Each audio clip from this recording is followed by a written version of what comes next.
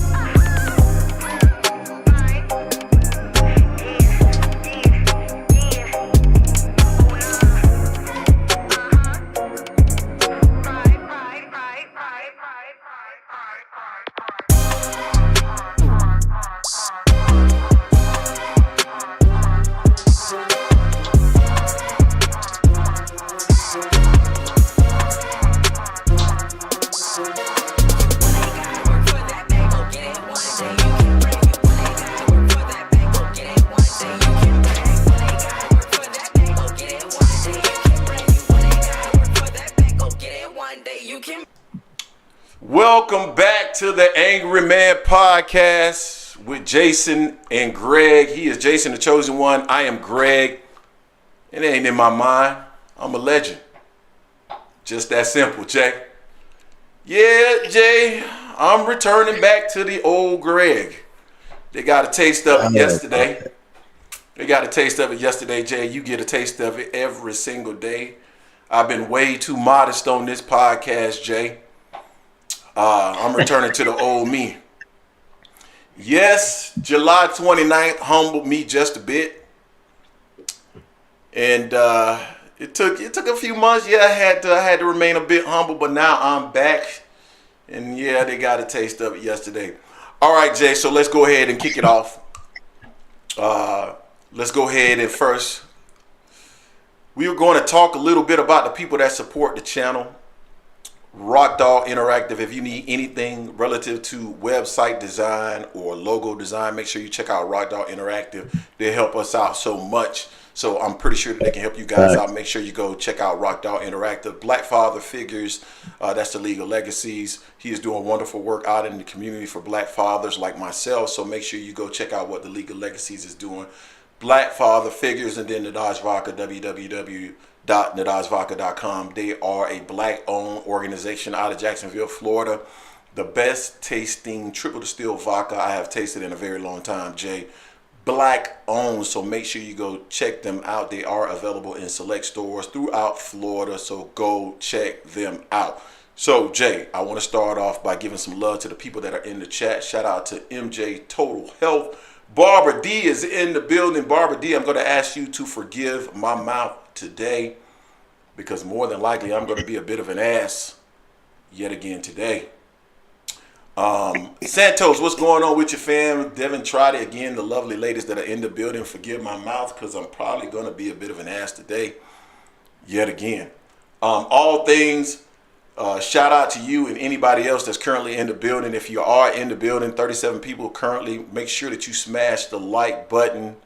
Check us out in the Discord. If you're interested in the Discord, I will drop that in the chat as well. Modern King Boxing just dropped the $2 on it. The pendulum swings in Crawford favor as of today. I don't know what the hell Modern King Boxing is talking about because there is no pendulum that is going to swing in the direction of Terence Crawford.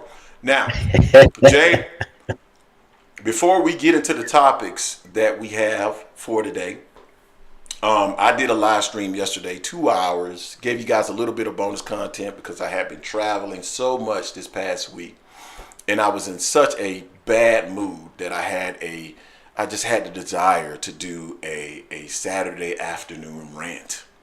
And sometimes, Jay, I just get into the spirit. I just want to do a rant. I just want to get it off my chest. And so I did the rant. We had people called in. And shout out to ASVP TV. Shout out to Larry Lopez. Shout out to, I think it was Alan Day.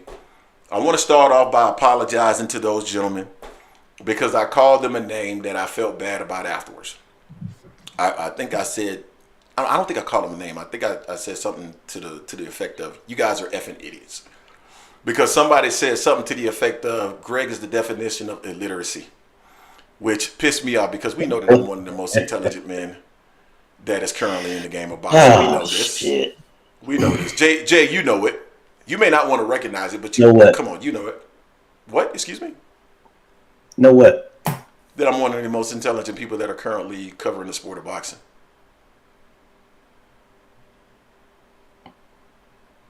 No comment. You don't have to.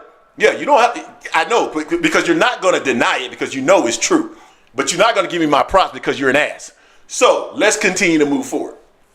Now, both things can be true. So let's start off with this. Number one, my friend Jerry called in yesterday. I want to comment on this. So number one, there were people in the comment section in a video of the actual live stream mentioning that Jerry cooked me yesterday. There was awkward silence because Jerry cooked me. Number one, I don't know how many times I have to say this over and over and over again. Shout out to Barbara D, the $5 Greg. It was necessary. I appreciate you, Barbara D. I don't know how many times I have to say this over and over and over again. This platform is for everybody to have the opportunity to say what they want, Jay. Give me a second, Jay. I want to take this gum out before I choke on it because sometimes I get so animated that I could choke on this gum. I really could. And some of you may like for me to choke on this gum. But we don't want that to happen. This platform Jason and I have created is for everybody to have the opportunity to say their piece. That includes people who do not agree with us.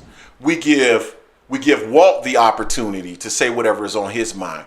We give Jerry the opportunity to say whatever is on his mind. Tonal Vision, Band Up, and whoever else wants to call in. And we typically don't interrupt a lot. Now, there are people like Terrence Best Damn Videos that call in that we just have a certain rapport with, that we'll go back and forth a little bit. There's a certain banter that we have with them because we have fun. But for the most part, we allow people to get off their chest what they want to get off their chest because that's what the platform is designed for. Jerry ain't cooked nobody because I've told you before, I'm uncookable. I can't be cooked. It is what it is. I can't be cooked. Now, there was a comment that I made yesterday about Floyd Mayweather putting up money for his own fights. And I made that comment because there were certain things that were in my mind that I just couldn't necessarily recall because I don't think about these things all the time. But Mayweather, number one, showing a check that he cashed that had Mayweather Promotions on it because he was the lead promoter in his fight with Manny Pacquiao. Mayweather Promotions paying Floyd Mayweather his $100 million. Which means he put up the money. Also, back in 2012, when he was trying to negotiate the first fight, actually maybe that was the second time around, when he was trying to negotiate a fight with Manny Pacquiao, the negotiation started off with him telling Manny Pacquiao that he would pay Manny Pacquiao a flat fee of $40 million and that he would wire him $20 million within 48 hours, which meant he was putting up the money. So this whole notion that Floyd has never fronted any money for a fight is false. I'm just going into these things so that you guys understand what my rationale and my thought process was, right? But I love Jerry. Jerry is a highly, highly intelligent guy. I can tell just by some of his. I don't go with anything he says. I mean, we are like oil and water, but I respect Jerry because I think Jerry is intelligent. This whole Gervonta Ennis IBF WBO route thing, because I keep getting people in the comments section keep talking about this over and over and over, Jay. Not that shit again. It's the same thing over and over again. So I'm gonna highlight this one more time, okay? In 2021, Terence Crawford fought Sean Porter for the WBO title.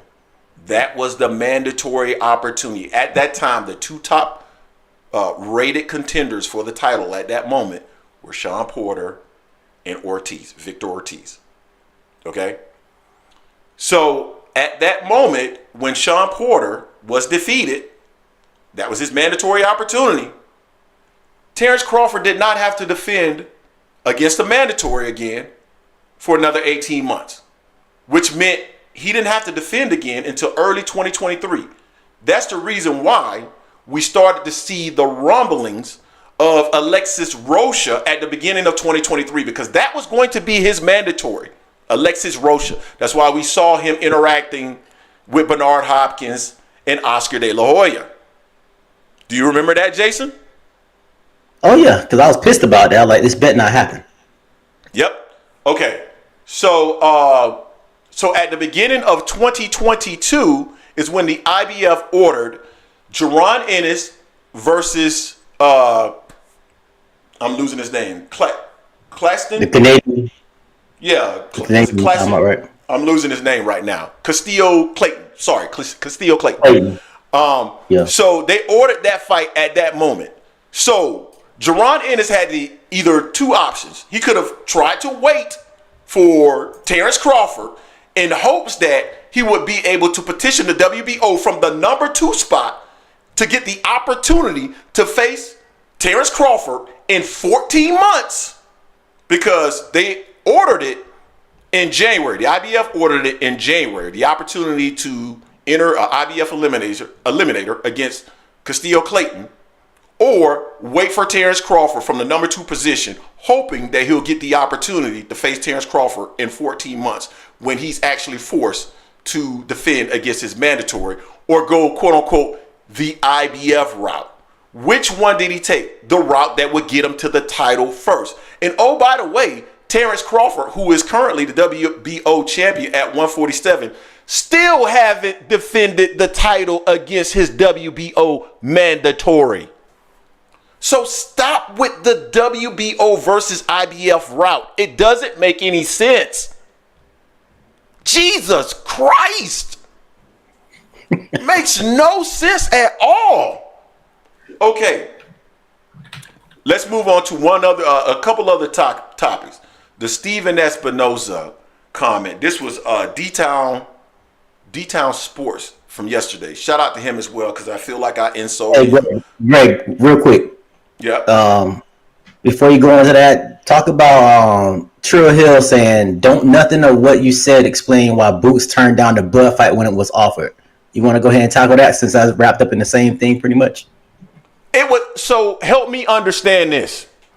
So Steven Espinosa has already verified that BLK Prime told him that they were not bringing any money to the table, that they could not bring Terence Crawford to the table because he was not signed to them, and that Terence Crawford told him that you did not have to go through BLK Prime, just come directly through him, and that Terence Crawford was actually interested in already negotiating with Errol Spence at the time. So what exactly was the fight that BLK Prime was offering Gervonta Ennis? What fight? And also explain this to me. If BLK Prime was actually offering a legitimate fight to Gervonta Ennis, then how is it that they have not offered a legitimate fight to anyone else since they had the David Avanesian fight? Help me understand that. You telling me that they had a legitimate offer on the table for Gervonta Ennis to face Terence Crawford, yet they haven't offered anybody else a fight since they had this supposed legitimate offer for Gervonta Ennis back in January of 2023. Make it make sense, bruh. We're moving on now. Steven Espinosa, KO Sports interview, right? Where supposedly they're saying that, and this is Jerry, and this is kind of all tied in together, right? Because Jerry came on here and he said that there was an interview with Steven Espinosa where supposedly Steven Espinosa said that Terence Crawford agreed to all of the terms associated with the rematch clause. I actually played that clip yesterday, Jay, and there was some debate in terms of what did that clip actually mean.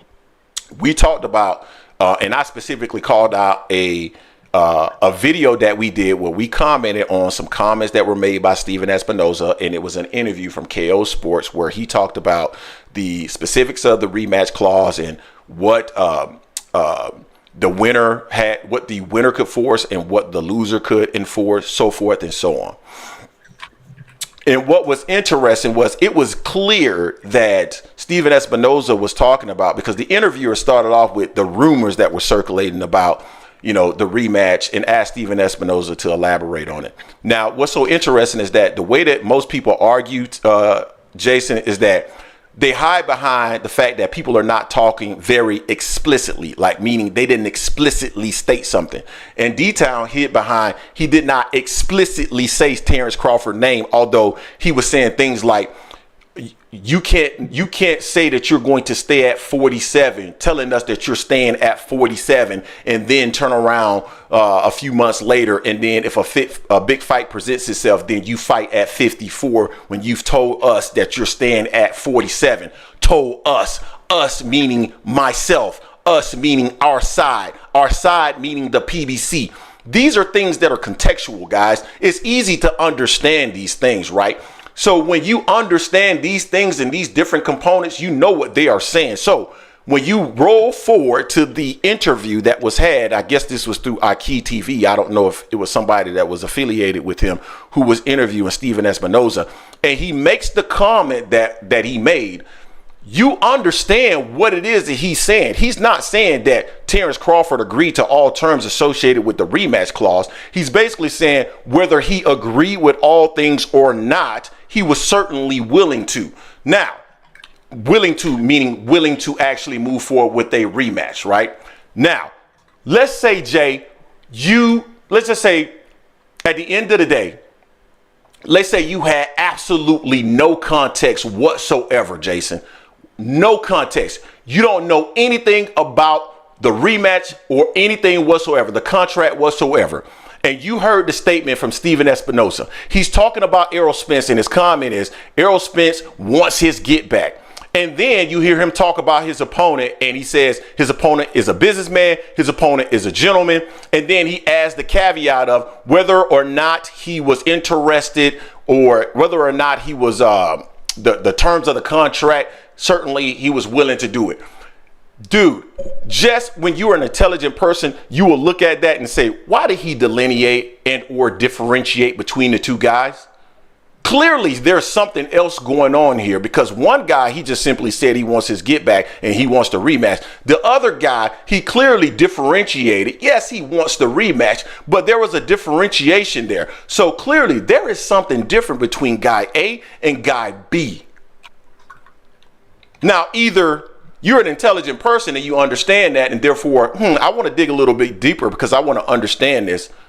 Or you just roll with it and it's lazy thinking, right? And I'm not calling Jerry unintelligent, because I know Jerry is clearly intelligent, but Jerry is being a lazy thinker in this particular situation, and or he just wants it to fit his narrative, right? But clearly there is something differentiated there, and there's a reason why there is a differentiation there. And that is why I am here, to clearly lay out that there's a differentiation there. And that's why I'm lending my intelligence to the boxing community. Right, Jason? Now, what you're probably thinking right now, Jason, is that I'm an asshole. And what the people in the chat are probably thinking right now is that I'm an asshole. And you are correct. That is a part of my brand. I am an asshole. So, Jay, I have taken up about 21 minutes talking about these things. I just heard you say facts, so I'm going to say screw you. Now, let's go ahead and move on to the topics at hand. You're an You ready to asshole, go? Greg. What? You're an asshole. And I We all know that. and being an asshole is a sign of intelligence, so I wear it as a badge of honor.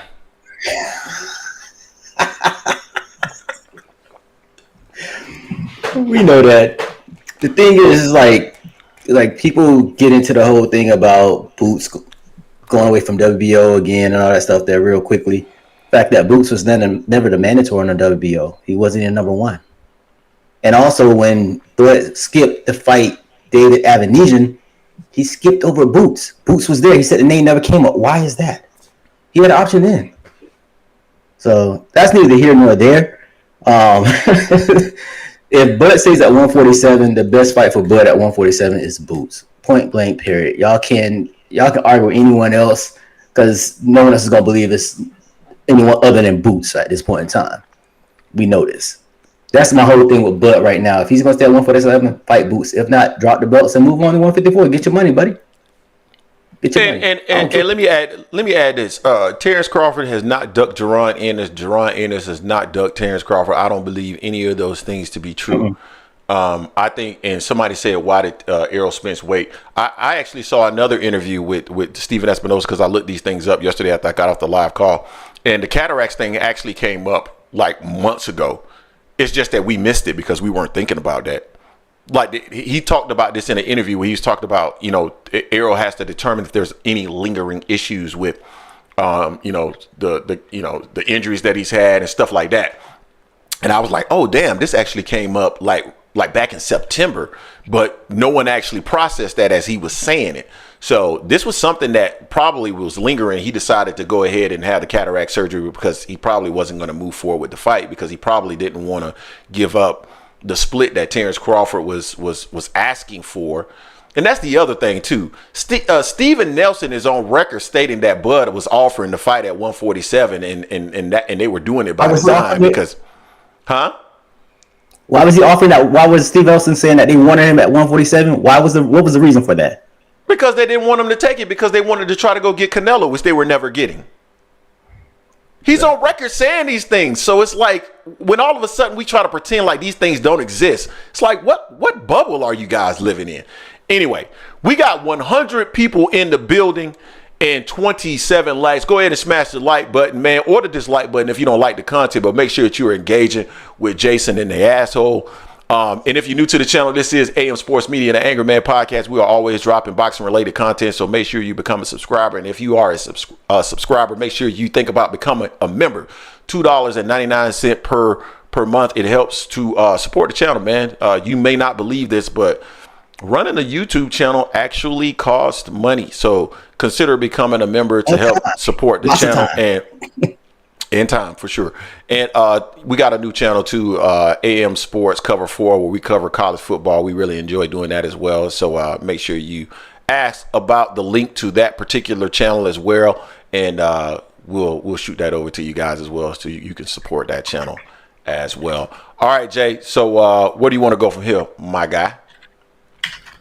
Yeah, well, let's talk about there's a big fight pay-per-view last weekend with Amazon, with PBC and Amazon Prime. So from what we're hearing, from the source that we've heard from, PBC on Amazon Prime was a nice success for their inaugural first pay-per-view on Prime. I thought it was a awesome show as far as like how crispy it was, and most importantly, it moved along really fast. It moved along really good. The commentators did well. I thought it was a good first showing for them. After trying to watch the fight last night, although this was on a pay-per-view, this was on the Zone Standard, Richard Hitchenson's, I fell asleep because that fight went. I think the main card started at what, or the main event started at like at 12 something. I'm old, y'all. I can't stay up that late no more. I can't. I've come to grips with it. I've come to grips like Greg has. We can't be staying up all times of the night to try to watch these fights. Fell asleep. All I heard was it was a controversial win by some people saying that Richard Hitchenson got it. But it is what it is. But overall, I agree. I think PBC was their first pay-per-view on Amazon Prime was a success. Yeah, I think it was a success, and that's what we heard from sources, that it was a success in terms of Amazon belief that it was a success. We don't have pay-per-view numbers. We laid off our video saying that we don't have any pay-per-view numbers.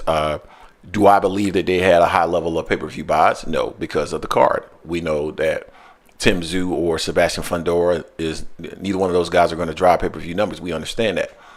I saw Rick Glacier doing Rick Glacier things, which is always reporting that numbers haven't done well, but for whatever reason, we don't see him reporting similar things with other entities, because we know that he has a personal grudge against PBC.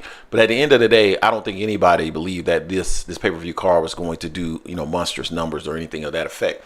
The thing about it is they've shown what the product is going to look like from a PBC perspective on Amazon Prime, and you can tell that the momentum that they were building over there on Showtime is carrying over on Amazon Prime, and I think that is what is important. Now, when you see the product or what they were able to present on Amazon Prime, now think about what the Canelo card is going to look like.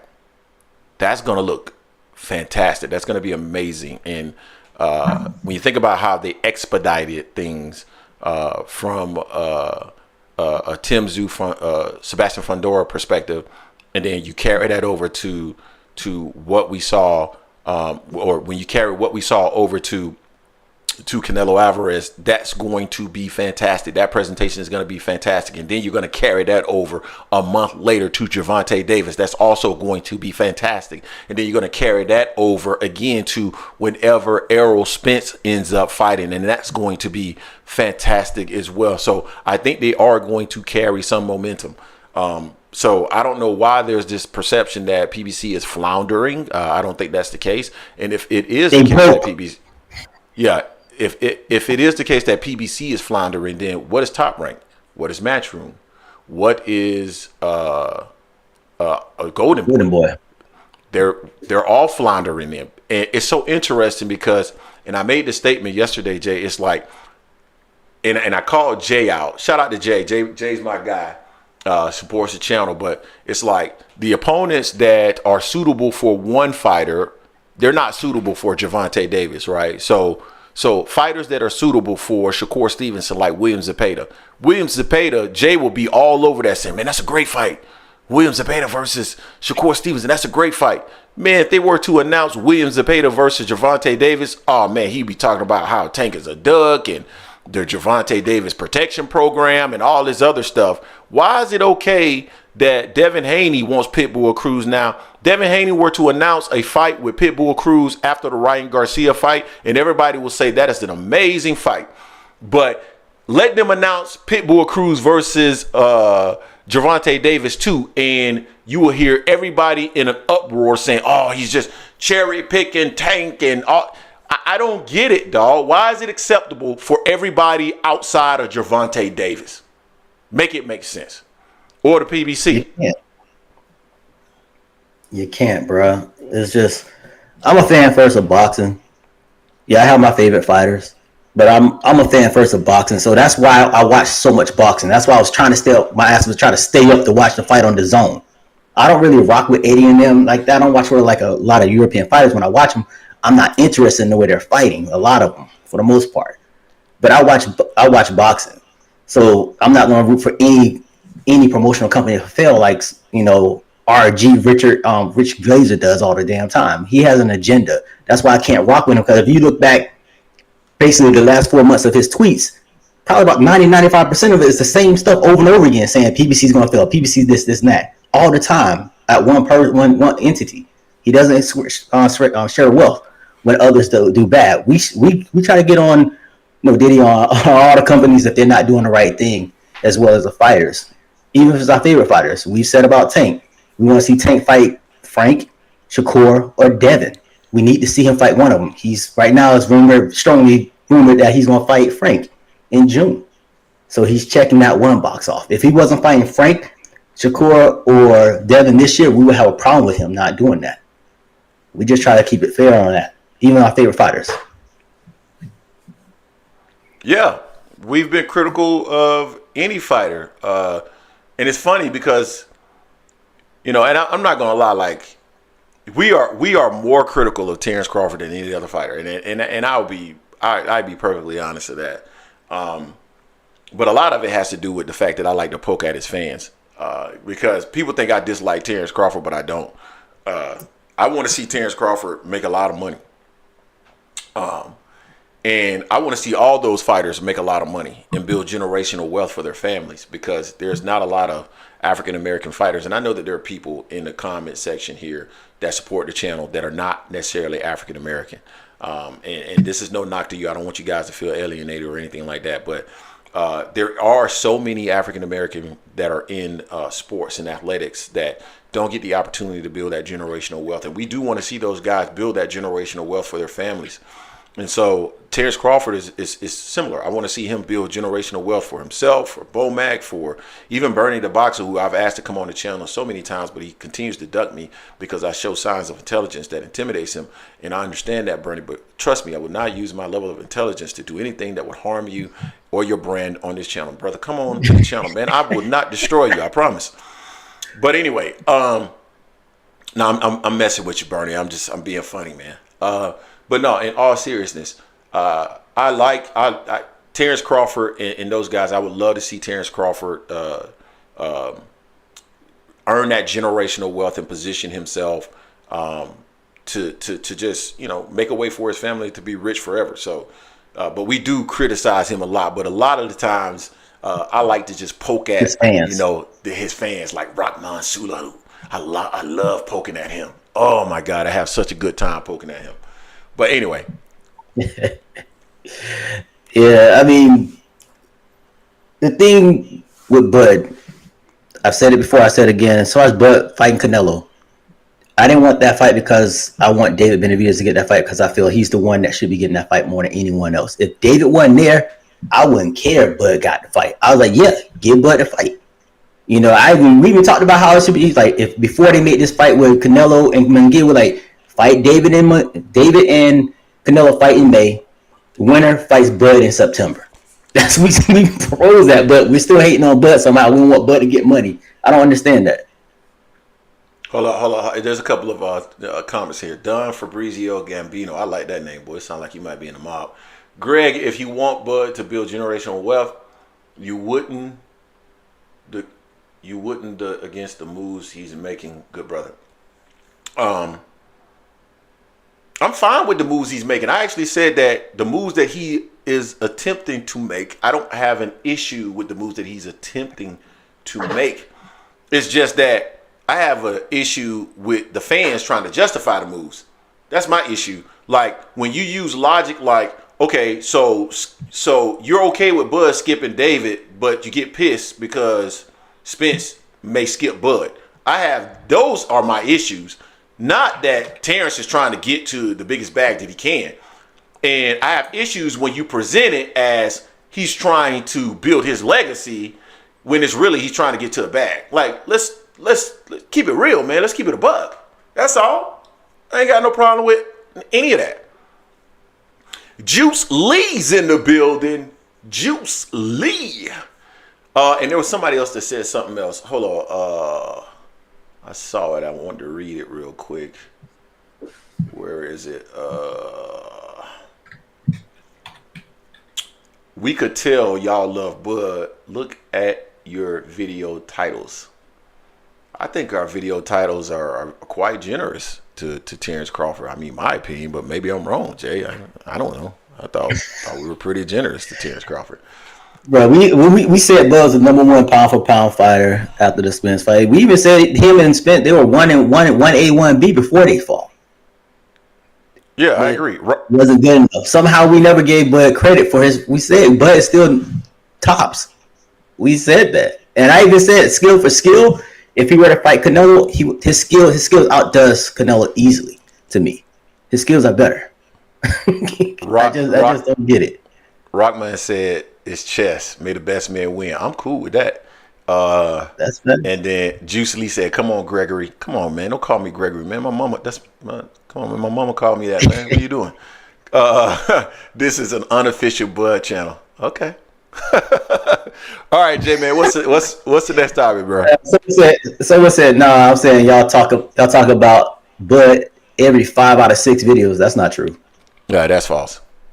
That's real. That's false. not true. I mean, hell, we talked about what Spence too much before. Yeah, first we were talking about Spence too much. Now we talking about Bud too much. And then when we mix it up, it's like, oh, you'll mix it up. I've had people come in the comment section and say, all y'all do is talk about Bud, and then you show them the last 10 videos, and then they say, oh, I didn't know y'all did a video on that. Yeah, I know, because it's what you're looking for. They don't know that their algorithm is based off what they're looking for, and so what is popping up in your feed is what you're looking for. So you think your algorithm is telling you what all we do. In reality, you're not seeing everything that we do. But anyway, we got 113 people in the building, 43 likes. If you get the opportunity, please smash the like button so other people can find this content, or the dislike button if you don't like the content, but make sure that you smash the like button. If you're new to the channel, this is AM Sports Media, the Angry Man Podcast. We're always dropping boxing related content on a regular basis, so make sure that you become a subscriber. And if you are a subscriber, think about becoming a member. $2.99 a month. It helps support the channel. AM Sports Media is one of the best presented channels on the YouTube universe platform, whatever you want to call it. Jason, that's just my opinion, but I truly do believe so, because I've seen some of the competition, and I think the competition sucks. But anyway, make sure you think about becoming a member. It truly does help support the channel and help us pay the bills. And then finally, AM Sports Cover Forward is where we're covering college football. Consider becoming a supporter of that channel. Go over there and become a subscriber. All right, Tunnel Vision just hit us up with the $5. Appreciate you, Tunnel. Let's see what he says. None of the Bud fans wanted to see a rematch until all of the options they thought Bud had dried up. I told y'all guys months ago when Jake Donovan was on the show that I did not feel like Terence Crawford had a lot of options. And people laughed at me, said, no, man, no, he got a bunch of options, man. Bud, you see how popular Bud is, man? He like on Canelo level now, man. Everybody wants to see Bud, man. Everybody wants to see Bud. Nobody that, nah, brothers. Oh, nobody that, brothers. What we got in the comment section here, man? When is Greg gonna put a picture of Bud on his wall? Effing never. But I would go to Omaha to meet Crawford though. I would go to his gym to meet him. Now, Chicken promised me he wouldn't put hands on me. Now I ain't going if he gonna put hands on me. I ain't going there, because that's a lose for your boy. That is a lose. I think Bud won't put hands. I think Bud will get you in some other way, you or I, in something else where it's a challenge, some type of competition. I play him at basketball. Bud's competitive at everything. I beat the brakes off. I appreciate that about I beat the brakes off Bud in basketball. The brakes. I used to play in high school. I would kill Bud in basketball, and I said it. Hey, Band Up. Greg gonna cuss you out about that one right there, Band Up. He said Greg needs a UW logo. Nah. If you talking about anything like physical, like hands and wrestling, I don't want no parts of Terence Crawford. No. I don't want no parts of Terence. I don't want no parts of Clarissa Shields. I don't want no part of Alicia Baumgartner. I don't want no part.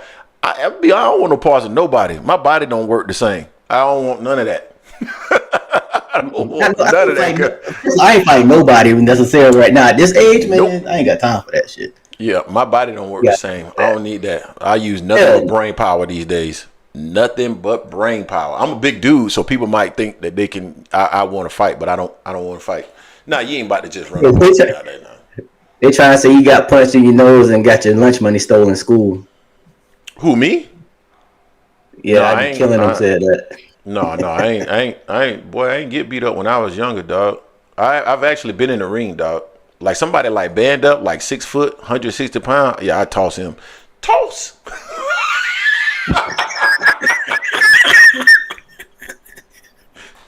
But no, all seriousness.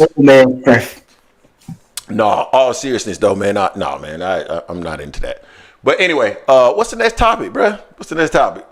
Damn, they said, Benavidez said you sound like Al Bundy. I played in high school. Hey, Greg had 34 points, 12 rebounds, and 6 assists.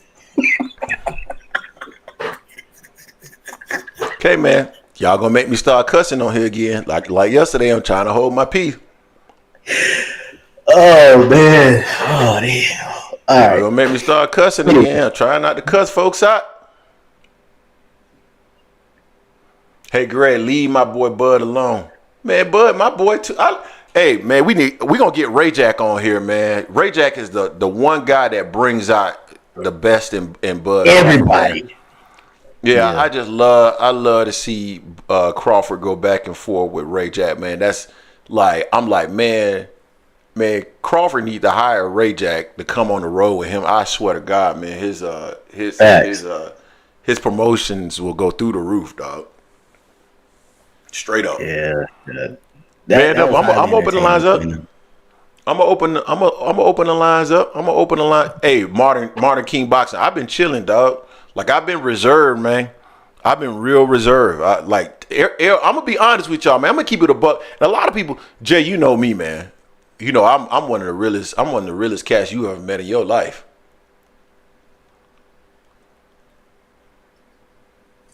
Yeah, I'm waiting for you to say something. Get to your point, man. Yeah, I know. See, Jason ain't gonna give me. I don't know if you guys noticed this, but Jason won't give me not one bit of credit. He ain't gonna lie because he ain't a liar. So he just won't say nothing. so anyway, I'm the type where I will just simply admit anything. Like I will simply admit it. Right? That's just who I am. So that's why when people come on the space and say, "Oh, we lying about something," like, lie about what? Like, I'm not gonna lie about something. Why? For what? I have been. I know people that do be lying, but yeah, I have been reserved and humbled since Errol Spence lost, and the reason why, not just because Errol lost, it was how Errol lost. Like that I had to be humbled through that, because, truth be told, you know, it's hard for somebody like me who has the intellectual quotient that I have to be so wrong, to be that far off. Now, I know that you can be far off. We all can, because it's sports, and sports just behave in certain ways. But it was crazy to me how far off. So I've been reserved, and boy, I've been dying to just let the gun, man, just let the. And man, I'm back now. And I've been seeing a lot of the fans come back too, and I'm back now. I don't give a damn what y'all say. You can come in here, you can talk about how bad Errol lost and all this. I don't give a shit what you say. The gloves are back off. So come in and say what you want to. But there's certain people, man, that at the end of the day, like, again, Jerry is a prime example of this. I don't know why people think Jerry's coming in here and cooking us because we are not saying anything back. We let Jerry have a platform, just like we let Tunnel Vision have a platform. Everybody got a platform, dog. So stop talking about people getting cooked. We had Angry Greg. Well, you got him again, goddammit. Anyway, Jay, what's the next topic? Let's see what we got here. So going back to someone else we say we be hating on. So we got a fight in 2 weeks pay-per-view between Ryan and Devin Haney. It hasn't been the buzz that you would think for the quote-unquote face of boxing. What do you think is? Do you think it's struggling, or you just think that nah, give it time? The last 2 weeks is gonna be fire. They're gonna sell 1.5 million pay-per-view buys, like some people said. Let me address a couple things in the comment section first. Best videos. Well, Greg, why don't you support Bud? It's just like rooting against Jordan in the 90s. I support Bud. What? I support Bud, and it's definitely not rooting against Jordan in the 90s. False. And then Casanova Pugilist says, you guys let your fanboyism blind what was directly in front of you. No, dude, that was not the same Errol that we've seen in the ring. Man, stop it. Okay, so I think let me first and foremost start off by saying this, and I've said this on multiple occasions. I'm a fan of what Bill Haney is doing for his kid, right? Because I think Bill is the mouthpiece. I think Bill came from Oakland. I think Bill knows and has the game, right? And the game is not necessarily the boxing game. It's more so the game in terms of being a hustler, right? And hustling is using your mouthpiece to get what you want, right? You know what I'm saying? And I got the game, Jay. You know what I'm saying? I'm not from Oakland, man. I'm from Orlando, Florida. You know what I'm saying? But I got the game, man. My mouthpiece is exquisite, man. My tongue game is immaculate. No diddy. No diddy.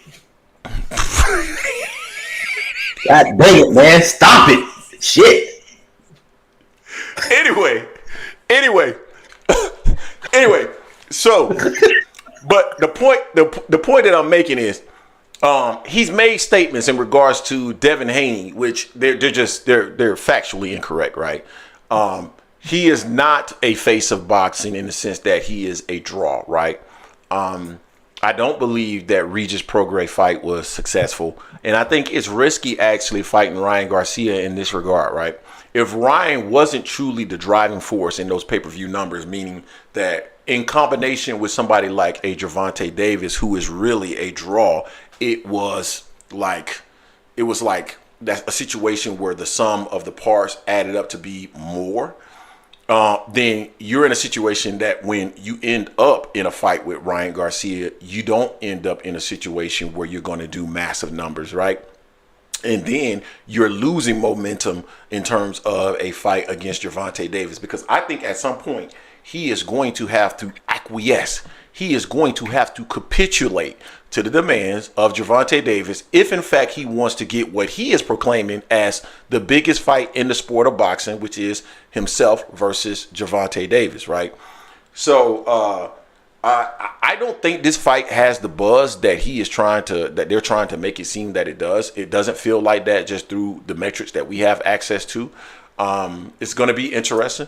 I'm excited for the fight. I want to see the fight. I think the fight is more dangerous than what people think the fight will be, because I think Ryan is bigger than Regis. I think Ryan's faster than Regis. I think Ryan has probably at least equal level pop, if not more pop than Regis. So I think the fight is dangerous. Now, I fully expect Devin Haney to win the fight. However, I think the fight will be entertaining for however long it lasts. Now, Jay, how much is it? $80? Yeah, man. Yeah, so I think it's 70 or 80. Either way, for that the undercard to be as lackluster as it is, I don't know about that. I think they're gonna struggle, dude. I think they're gonna struggle because I don't think the buzz is there, honestly. No, I agree. I mean, and to your point, I agree with you. I think Dev's gonna beat Ryan. We know they've had long time, kind of like a little rivalry from amateurs, 3-3 and whatnot. I just don't like people saying, well, Ryan was just, trying to promote. To me, in my opinion, that's not my way of promoting. I mean, he turned a lot of people off from the fight because people are like, is he even going to make it to April 20th? You know, what kind of condition you going to be in? Because we know boxing, I don't care what you look like as far as how you working out, how you hitting the heavy bag, how you hitting the mitts, how you sparring. It's mental. If you're showing a lot of mental fragility, I'm not going to be confident in thinking that you're going to be in the ring like that. So that's my issue with Ryan when he started off. You can have your own thoughts on a lot of things that's going on in the world, whether it's a conspiracy or something that's truly legit or anything like that. But man, you can't be doing that. You're doing Dev a disservice in that regard there. And then the undercard, I mean, that undercard, boy, oh boy. Whew. I watch a lot of boxing, y'all. A lot of Greg can tell you. Greg called me. He's like, "What you doing? Watching boxing." A lot of those guys I don't know. You know, I'm not gonna say I'm a boxing historian or anything like that, but I do watch a lot of boxing. And a lot of those guys I don't know. And you want to charge $70, $80 for just basically 2 fights? Dev versus Ryan Garcia, and then Barbosa versus I forgot who he's fighting as well. That's gonna be a tough sell. Tough sell. You know, especially after what we saw with the card on Tim Zoo. We even said that Tim Zoo card, we didn't think that was going to be pay-per-view worthy, but it turned out to be a hell of a card. A hell of a fight, hell of a card. This right here, April 20th, they struggling, saying $70, $80 for that. Yeah, that's a tough one, man. That's a tough one. I see people in there saying that they're not gonna buy it. Oh man, what's up, Jay? I ain't know my boy Jay was in it. It's a rip off for real. My boy Jay in the building. I missed Jay in DC a few weeks ago. I was gonna try to catch up with you, Jay. Next time I'm there, I gotta catch up with you. And you know we gonna buy it because at the end of the day, you know, covering boxing, we gotta watch it. But I mean, it is what it is. Yeah. So shout out salute to Modern King Boxing again for the $2. Boxing equals hope still to see the best Greg. What happened? What he said? He said boxing equals hope still to see the best Greg. Hey man, I'm giving y'all the best version of me. I'm telling you, man. Somebody hit me up. Well, first and foremost, man, I want to give my Linda for life, Jerry, some love. Because Jerry texted me before the show, and he gave me some encouraging words. So I appreciate Jerry for doing that, because I did feel bad after I said some stuff about some folks yesterday. So love to Jerry for that. I appreciate him for that. But then somebody else reached out to me, and man, they told me, man, they say, hey, man, you got to embrace who you are, man. You know, I am, and I have not been giving y'all the full effects of who I am, man. And some of y'all gonna love me for it. Some of y'all gonna love me for it. Some of y'all gonna hate me for it. But man, I gotta give y'all who I am, man. Ain't that right, Jay? Nah. You don't. Man, fuck you. Anyway. Got the first fuck you out of him.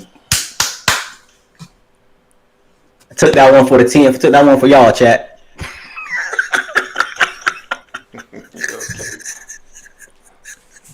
All right. Hey, so just going through before we go up and keep moving on. So Terence Best Bidder says Ryan Greg. Terence Best Bidder says Ryan did 1.2 million in his last fight. When his last fight? His last fight he wasn't even on pay-per-view. So that's incorrect right there. He said Haney is the face of boxing. Numbers will be crazy. Stop it. I really hope you're being sarcastic, Terence. I really hope you are. I don't think you are, but I pray that you are. Man, Terrence Best damn videos is eating gummies right now, man. He got to be on some of them powerful ass gummies too.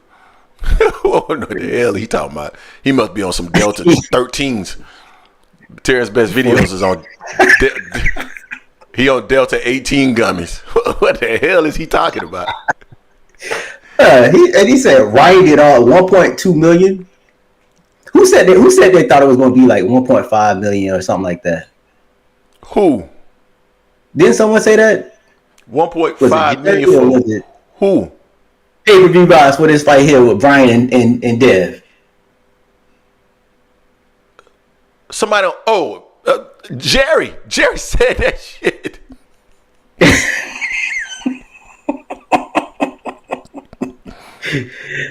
Jerry, when you call in, because I know you're gonna call and you're probably gonna be the first to say, I need you just to explain your rationale how you get to that being 1.5 or at one point Hey man, anything for this fight hey here. man, That's all I ask you. You call in, please start off with just explaining, Jason. This is how I get to this being a 1.5 pay per view fight. hey man. How the hell did Jerry become one of my favorite people? The first 2 times he called in, I hated him. That's what happened. You hated me too. That's true. I hated Jason the first few times, met him too. Who the fuck is he?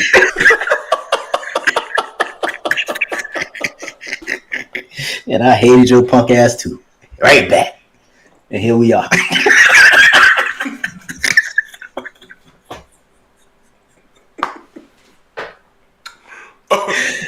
Oh man, if y'all only knew the shit me and Greg say to one another, boy, y'all be like, they can't be cool. They can't be. Nah, if they heard how we talk to each other, they wouldn't think we liked each other at all. Not at all. Oh, nah, not at all. I can't let my wife see those text messages. She's like, this. Nah, I can't. Nah, Nah. yeah. But yeah, moving on. So along the line with this whole Bill Haney thing, Bill Haney and Ryan Garcia. So Bill Haney let it be known that they are the B side in this Ryan Garcia Devin Haney fight, which we talked about before. We figured they would be a B side. They would be the B side just because Ryan has the most eyeballs on. He's not the better fighter. He didn't have the most accolades. Hell, he ain't even been a champion. So, do you think this is going to hurt his negotiations? Let's say Dev beats Ryan, Tank handles his business with Frank. Does that hurt Dev's negotiation power? It does. I think it. I was just kind of talking about this in the last piece, if you will. I think it does hurt his negotiating power. I think if they don't do well, I think he won't be in position. I think he loses leverage as the B side in this particular fight with Gervonta Davis. I think this is a risky fight for Devin. But it's a fight that if the fight were to do well, like let's say this fight, like first and foremost, I would have never revealed that I'm the B side. Like there's no reason, because I don't think that would have come up in negotiations, but maybe it does. I'm not sure. But if the fight, let's say the fight was able to do like 600,000 pay-per-view buys or some 700,000, something like that we know it's really not going to do, but let's say it did. I mean, he'd be in a really good position, like to demand, like with him being top billing on the card. I mean, he'd be in position to ask for at least maybe 45% against Tank. You know what I mean? I think right now, man, I think Tank could easily come and say 65-35, and he got to take it, dog. You know what I'm saying? Yeah. Like, just my opinion. So if this fight ends up doing like 300 or something like that, I mean, those good numbers for Devin. But let's say Tank comes around and does 6-7 with Frank. Man, it's a rapsy scapsy, brother. So, I think Devin versus Tank can do real good numbers. I just think Devin's going to be on the short end of that, right? So, and then conceding that you are actually the B side in terms of split and talking about, oh, you just did it to make the fight. I don't think I would have revealed that, but maybe that comes out as part of the negotiation process anyway. Who knows? But those are my thoughts. Yeah, quick shout out to One Mind Boxing, $1.99. Fanboys out here saying Haney the face of boxing. That's BS. Yeah, I mean, it's fine to say it. I guess they try and do like some people try to say I'm the best ever, whatever, and then people start believing it. But the proof's in the pudding. I just saw something with Regis, and Regis talking about like he didn't even get his money from his fight with Devin because they didn't sell enough for him to actually get the bonus money. So that's a concern, big time. What's up, Ronnie baby? What's up, Greg and JC? Foxy Brown still around. Change the name. What's going on with you, fam? Nice to see you. What's happening? All right, Jay. Man, I'm gonna go. I know we got a few other topics, I've been around here, man. I'm around here just talking and talking and talking. So I know sometimes, man, I just go off on a tangent and I'm talking and talking and talking. So forgive me, but the phone lines are open. So let me get the number up on the screen so people know what the call-in number is. And for the record, we don't hate Devin Haney at all. We actually won a few channels, a few people out here speaking on Devin when Devin fought Loma, said he won that fight. We were backing Devin up the whole time. No one else was really taking them bullets like that. But people get that. Oh, ain't no Devin, man. What you talking about, man? FSU. What's going on, Walt? Liking that shirt, brother. Liking that shirt, man. Exactly. What's going on with you? But yo, David Benavidez would never be on Devin Haney's undercard. Never be on his undercard. Is he on Tank's undercard? I think so. Yep. Gervonta Ennis would never be on Devin Haney's undercard. Has he been on Tank's undercard? I think so. Yep. So come on, man. This fight, Devin Haney, Ryan Garcia, is probably going to do in the 300,000 range or close to it on Ryan Garcia's strength. Because if this was Devin Haney against what's the kid Martin that was supposed to be his mandatory, it'd be a maybe 60,000 pay-per-view fight. Mm-hmm. And it's like, and that's Devin Haney's whole problem, because it's not because of Devin can't fight. Devin's a beast, but he just doesn't have that, what Tank has. He doesn't have that hit it and quit it, man. You know what I mean? And it's like a lot of people are drained by his father's talk, because all the stuff his father says, people are seeing and catching all the lies now. And then instead of just slowing down on the lies, he just doubles down on it. So it's just, it's just a bad thing, because the son is such a good fighter. It takes away from the son, to me. You know what I'm saying? And I know his son doesn't have the mouthpiece like his dad does, but you don't just have to bullshit everybody, man. You know what I'm saying? It ain't like when Don King could do it, because there's not all the social media back when Don King was around. It's like everybody could fact check this shit in a second, man. Facts. All right? And it's like, the thing with Terence Crawford is, like, ain't nobody that calls into your show or sends messages, or even YouTubers that cannot say this man is not the best fighter in boxing, right? We all agree on it. So, facts. It's like, and he's been the best pound-for-pound fighter in boxing since Ward and Floyd retired. We thought Errol could beat him. Like I said, I thought he could beat him, but he demolished him. So there's no question in who Terence Crawford is as a fighter. But people got to realize, you got to look at his pay-per-views. His draws are not that. Like, the people who come on and try to say all these things from him about the boots thing and all these things, it's just like you said earlier, Greg. Where's BLK Prime now? If they had all this money for all of that stuff, they'd have been putting on big cards. They put out, you said the fight was in Kazakhstan or some shit like that, the next fight.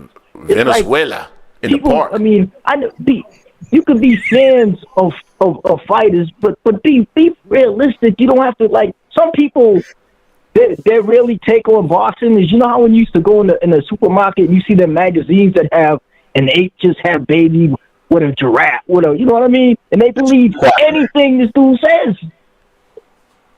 It's like, it's almost like, I forget them magazines. I know the young people listening don't remember them, but I know y'all remember them magazines they used to have near the checkout counter, where they would have all these made up stories. What was it like? And these people, International Enquirer or something like that? Yeah, and these people now, if Bill could go in there and say, soon as I guarantee, I was waiting to see when Pitbull won that fight, Bill wasn't gonna say, yeah, we just offered him $800 million, and he said no. You know what I'm saying? I was waiting for that. And it's like, it's the same thing with Terence. It's like, Terence don't go that far, but he fudges a lot of things. You know what I'm saying? It's like, he'll come out and say something, and then if you really look at it under things, there's no fighter in boxing history, not even Floyd, that wanted to know what the guys on the undercard were getting paid, what the concession stand guys were getting paid. And that's how Terence wants to control the fight. You know what I'm saying? So, but y'all have a good one. I'm going to listen in, because I know your boy's going to come on in a minute doing the WWE. So, I usually shut it off and then come back on after he's done, but I'll probably listen to that. Y'all have a good one. All right, man. I Later. appreciate you all. All righty. That was Walt calling in. Yeah, Jay. Yeah, Man, Walt always this brings Haney- up. Hold on. 206. You in the building? I think I know who it is, but go ahead. Go ahead. Yeah. Tell him. Band Tell up. I thought it was Band you. up in the house. What's going on, You fam? know exactly who this is. And you know exactly why I'm calling. You had so much heat. You had What so I- much heat. And then what you I did, band energy up? for that man yesterday. And you had so much heat for my guy. Who was it? Who was it? Jerry that they called WWE? Let me tell you something right now. Jerry, outside of me, is my favorite caller of the show. That's my guy. I love when he calls before or after when I call because he be setting y'all straight along with your boy Banda. You dig? And don't lie, he had a strong point when he said, how you guys gonna sit here and say all this about Bud in the negotiations when you guys don't even know what that man was doing for 6 months until he came out and had an eye patch over his eye. He had a strong point, and you wanted to skip clear over that yesterday, Greg. I seen it. I seen it, and Jason right wasn't here to help out, but I seen it. I skip right over that. Yeah, I did. Right over it. Because we know that man had came out of nowhere with the eye patch, and it even surprised you, Spence fans, did it not? Until you guys figured out what's going on. You guys was wondering what was going on and all this other stuff as well. So we Bud fans and all you, however you like to frame us, ain't out here just going on limbs and whatnot. And since the PBC and all those guys want to keep everything in house, everybody want to hide away from Bud. You know what I'm saying?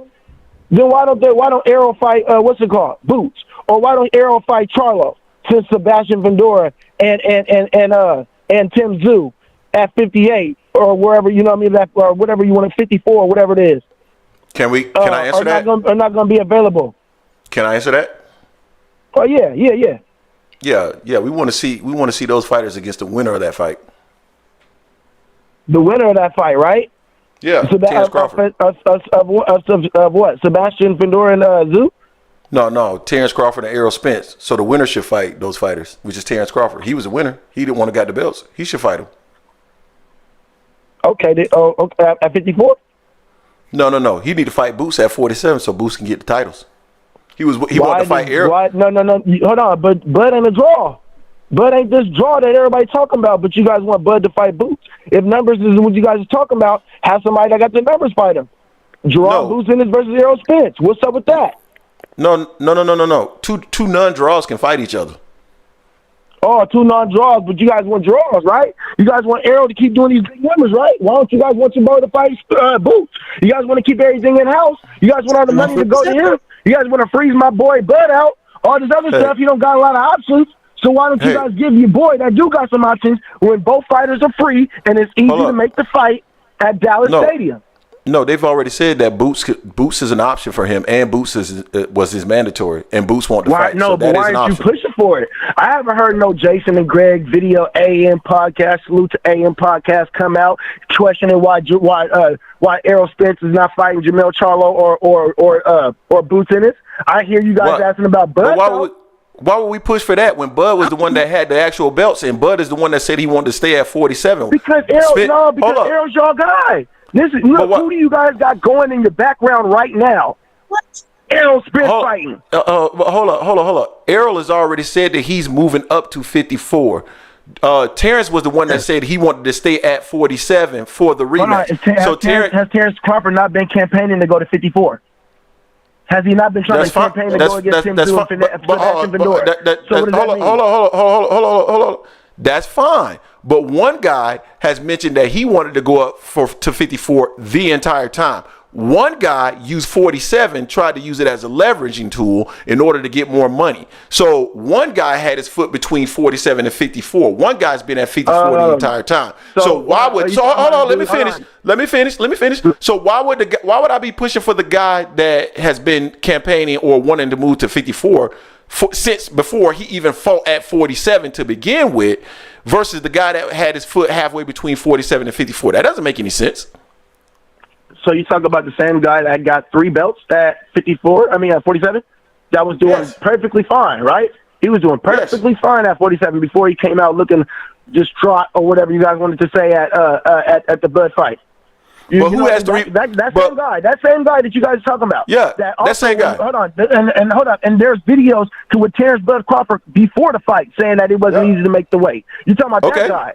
That guy. Hold on, and also the same guy that you guys don't know what he was talking about for 6 months during the time that Crawford was talking about 47. If that's what you guys are trying to go with. Yeah, and I'm talking about the same guy. You guys don't know what Errol Spence's mindset was on. Yeah, and I'm talking about the same. He was saying after the fight, after he got his butt beat.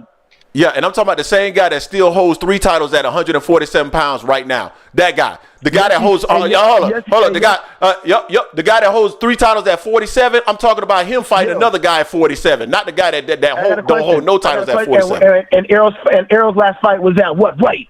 47. Yeah, but he at 54 now. He's actually ranked at 54 now.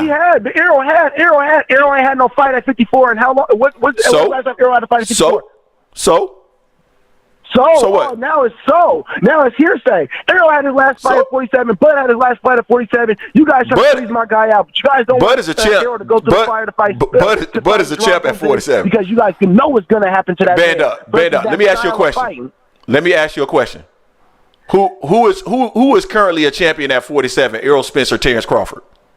Gervonta Davis. That's who's currently.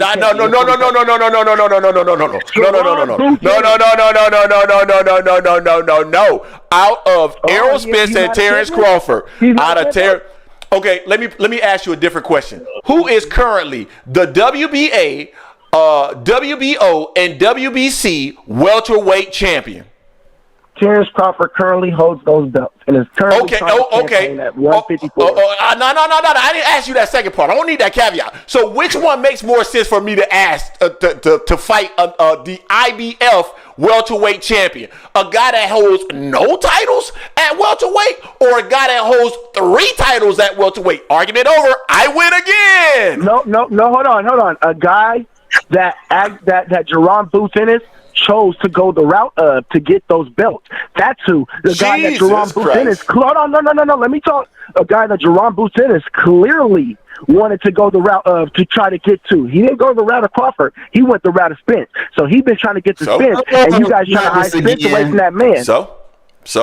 It don't matter what route he went to get to. He ended up with Terence Crawford. He was just trying to get to a belt. He's everything you guys say he is, right?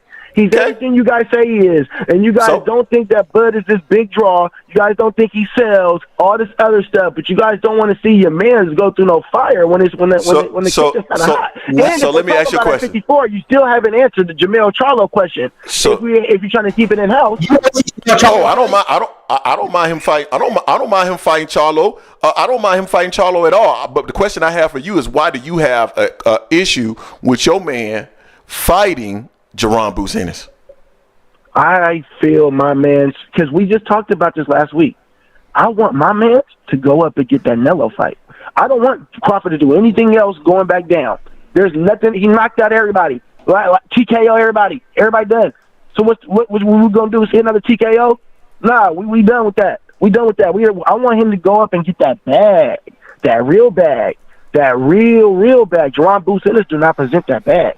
So let me ask you a question. Hold on. My man did not lose to anybody at 147. My man put people out of shame with TKO fashion at 147. So we going back to see the same dipping. We dipping in the same pool. So let me ask you a question. Is Sebastian Fundora that bag? He's not that bag, but he's on the way to get it back. No. You said you wanted to see that bad, but yet you support that fight. So he ain't gonna get no bigger bag. Hold on. I just let you talk. Yeah, he ain't gonna get no bigger bag versus Sebastian Fundora than he would against Bozy Ennis. So why not fight Bozy Ennis? Watch this. I win again.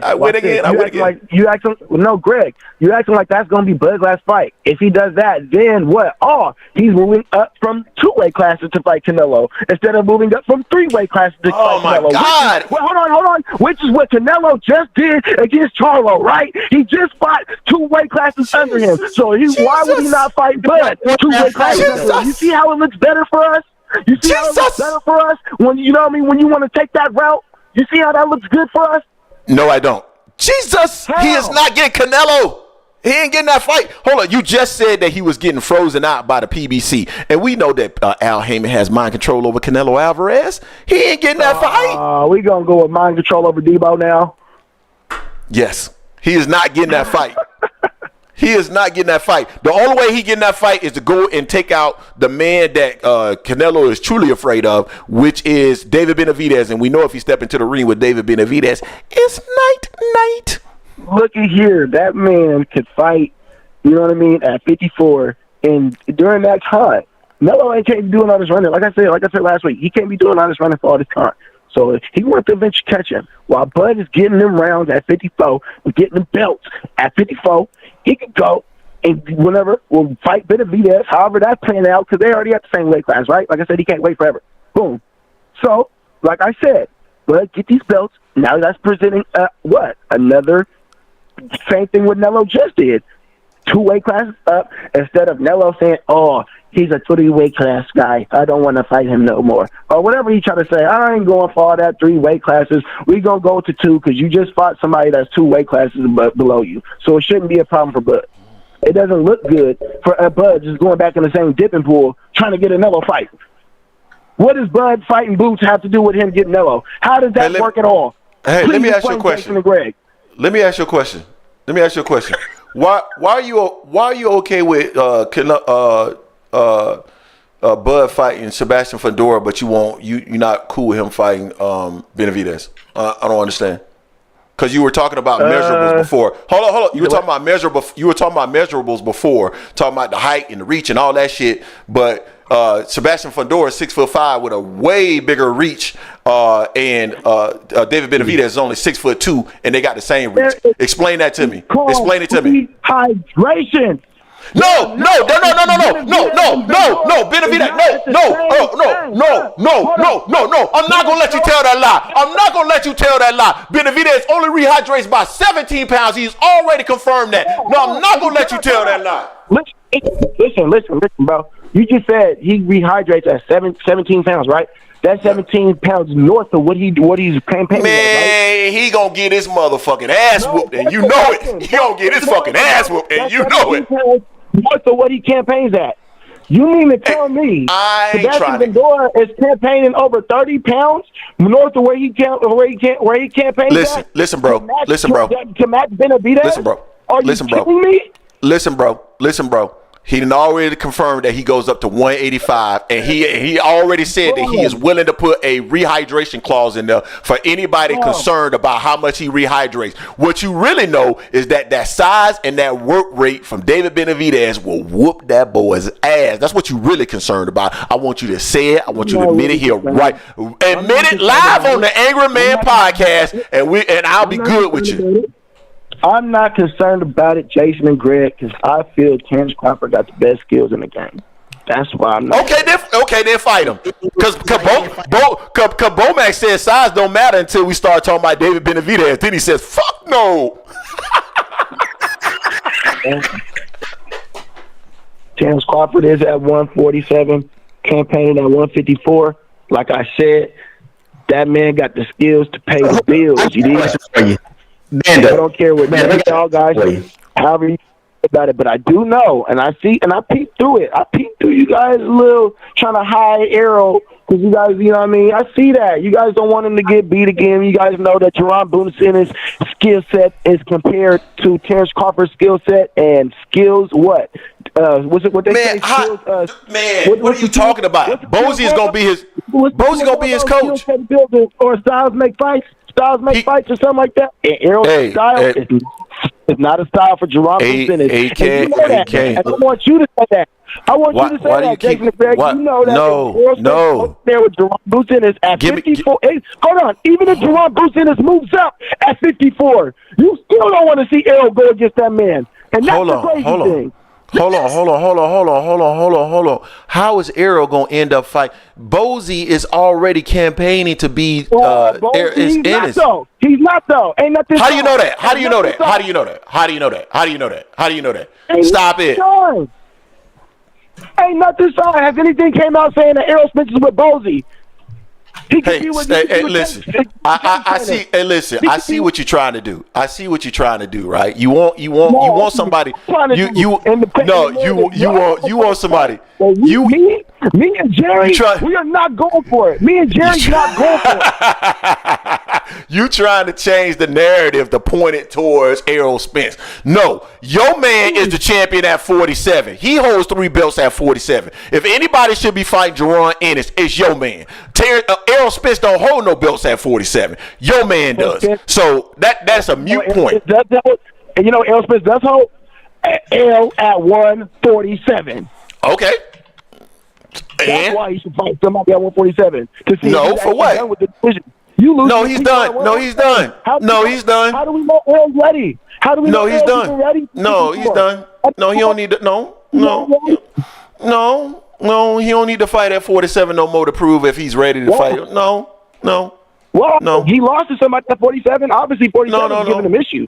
No. That don't make no sense. No. Nice try, though. Why don't it? It's in-house. It's in-house. You already got the man. He can make. He can fight Fundora in-house. That's in-house too. Hey, and that's what you're trying to do, right? It's in-house. Yeah. Fight Fundora. Hey, listen. He can fight Fundora. That's in-house, and it gives the added benefit of fucking Terence Crawford over. But I see what you guys said. I don't know if Jerry called because I had a phone call right before this, but I hope Jerry comes on and gives you guys a piece of his mind today. Oh, you know he is. You know he is. You just gave us a piece of your mind too. Oh yeah, it's good, man. Because you know Ben does stay cooking, man. Salute Jason and Greg, man. I'm gonna be in the chat with y'all, man. Dropping the appreciate it, man. Thank you, Band Up. It's always love, bro. And you won't be able to hide that man for long, man. I ain't trying to hide him.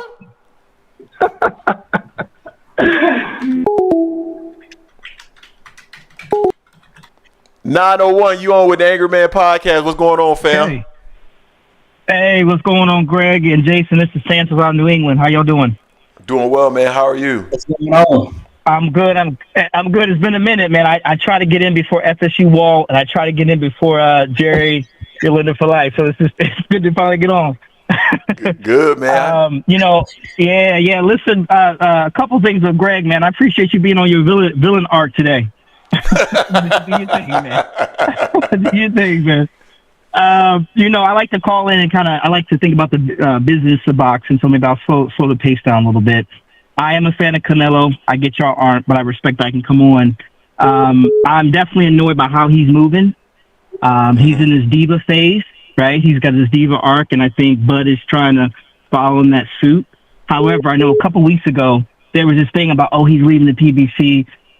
I wish I could see the contract. Contractually, no. Unless there's like this thing called force majeure, which is what happened during COVID, right? Because of what shifted with COVID, they had to cancel fights and you could get out of that. But if Canelo doesn't do what he needs to do, it's breach. So I never kind of believed any of that hype. But I don't know. I don't feel that PBC, which they shouldn't, is giving him the red carpet treatment that Eddie Hearn was giving him. Because my thing is, if I'm putting you on payroll, I'm giving you this money, I line up the names that I want, not the other way around. So I'm really, and if you listen to what Canelo's saying, you may agree that, hey, he's ducking, but I'm listening to him. He's kind of pissed off that he believes he has legacy, and he wants to do whatever he wants to do. And fans are saying, hey, we appreciate those battles. We appreciate Cotto. We appreciate all that. However, here's what we want you to fight. So I think that's just, again, you call it a duck, that's fine. But for me, I listen to interviews. I'm like, okay, I don't think these men are warriors. These men and women are warriors. Okay, so I don't think he's really scared and in a tail between his legs. But it's just kind of like, I thought I did what I had to do. Think about your jobs. I'm not doing that. I've done this. I've done that. That's kind of beneath me. So I think that's what he's dealing with. Which I think Bud thinking he can follow suit. And again, too, contractually, you're supposed to do what you're supposed to do. Business wise, I think he's a bad bet. So now you have to wait in line. I think you had this opportunity right after you beat my guy. And again, I'm like you, Greg. All my guys lost last year. Loma lost, which I still don't think he lost, but anyway, he lost. Spence lost and Canelo lost. So I'm kind of like, it is what it is in 2024. I'm going to say what I got to say because, none my guys lost. So yeah, that's what I'm just thinking about contractually. To me, when I look at it business-wise, it slows it down. The second point I wanted to make, and I'm just curious what y'all think about this, and you can definitely jump on the first point. Weeks ago, I think it's this build-up between Garcia and Haney. You see De La Hoya and Eddie Hearn had like a face-off. And I don't know, I was just thinking I know Al won't come out, maybe that's not his style, but I would love to see if even he came out or, and you correct me, maybe someone else speaks for the PBC, but now that you see that, maybe, I don't know if Mayweather would do that, but just, I like deal brokers, and I feel like just, we kind of are, as fans, we not only are following the fighters, but now you got fans following promotional companies. I think you guys have been always neutral. That's why Join on your call, even call in. So I think it would be great if, I don't know who's the main spokesperson for PBC, but if they had a head-to-head with Eddie Hearn and De La Hoya and someone, there's a couple channels that bash, PBC or Top Rank, but at the end of the day, I think they all are struggling. The Top Rank's struggling with ESPN. We got to remember that. And that is the lowest sport on the ladder, so to speak. So eventually I'm like, maybe, I loved it when HBO is involved. I don't know if a network would buy them all because I don't think that BBC's not the only one that's going to have to be creative. So I think people feel like Top Rank is secured. They're not. I think their contract's up in a year too. I could be wrong with this, but I heard their contract's up in a year too. And then just my last point is I don't know if you agree with this. But I feel like this generation we need a trilogy. I think Kim had mentioned that. I don't know if you saw the fight with Hutchinson and Lemos. That was interesting. We did see that battle last year with Loma and Haney, and I felt like it was close. So I'm wondering, does this generation clamor for these rematches? Because if not, it's like one and done, and that's it. I mean, all the greats, they ran it back. So curious your points, anything that I said, please fill me in. I'm happy to learn. Yeah, so definitely some of these fights that are close, I would love to see rematches. I definitely want to see Zoo versus Fundora too. I think that's absolutely needed. And any fight that is close that I think had any kind of level of commercial appeal, we definitely want to see those fights ran back. On your first point with Canelo Alvarez, I get that Canelo feels that that he has contributed a lot to the sport, but you also have to look at it through the proper lens, right? So when you think about the Cottos of the world, Cotto was past his prime, right? He did fight Floyd. He was. Right? Yep. He fought Kovalev well past his prime, right? Then he went on the European diet, right? So although there's a lot of name recognition that is on his resume, there's a lot of stuff that's on his resume that's not all that great as well, right? So and then Bivol was a recognizable name, but I think a lot of people feel that Bivol was somebody that he thought was going to be a fight that he was going to win. It ended up being a tougher fight than what we thought. It was. Yep. I agree. I don't think he's afraid of David Benavidez. I just think he knows that is a tough ass fight. And the money, I think he knows he can lose. I actually think he's going to beat David if they were to fight. I appreciate you saying. That's my opinion, but I appreciate that. Yeah, but I don't think he's willing to take the risk because I think there's also a high probability that he could lose, right? So but I think you got a great point. It's like, yo, dude, when you ask for $200 million to fight a guy. I don't know how else to call it, but a duck, dude. You're not gonna get $200 million to fight this man. So in support, if I had to defend Canelo, again, I told you, I know y'all's career, my background, commercial transactions. I throw out any number just to see what sticks or not. Now, Is he calling bluff? Is he being annoyed? I mean, I don't know.